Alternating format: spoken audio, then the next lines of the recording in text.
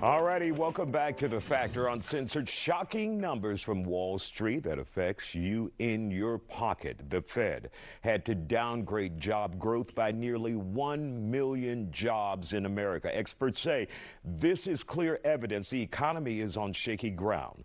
Let's get to our expert tonight on Money as a Motive.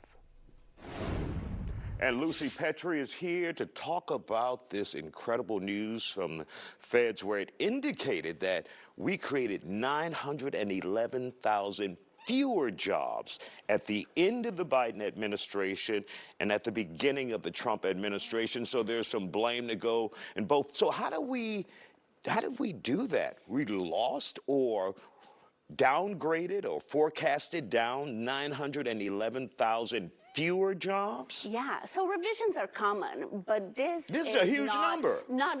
It's not normal to have this much of a revision. I think I heard somewhere that the last major revision like this was around 2009, and they say there may be something wrong with the methodology or where they're getting the numbers from. So the fewer jobs are in retail, transportation, and hospitality.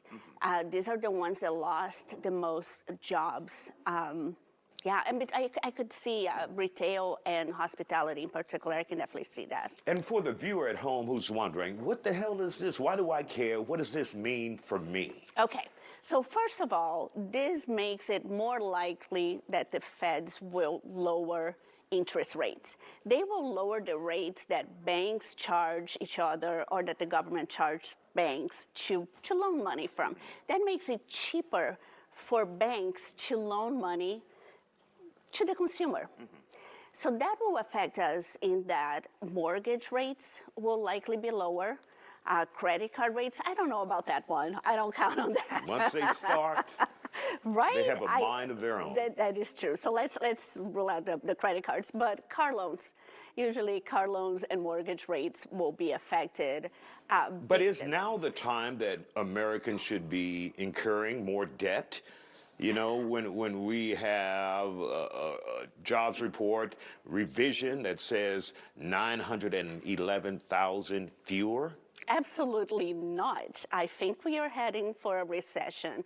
This is an indicator that the economy is not doing as well as we thought it was. So no, this is not the time to be getting into debt and spending money, because it may be harder to pay for it back later.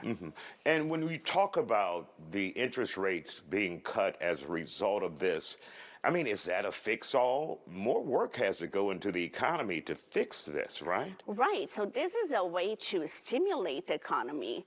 Cutting back rates, it's a way to stimulate the economy. And we don't know if they're going to cut just 0.25%. There's talk, it is expected 0.25% in the next meeting, September 17. And then another one potentially in December, right in time for Christmas and the spending that goes with it. Yeah, this will technically stimulate the economy. And it is a game, right? Push back, slow down the economy or stimulate the economy with the interest rates. It's kind of like a guessing game. And what would be your best advice for, in the last 10 seconds we have, for the viewer out there with all of this going on?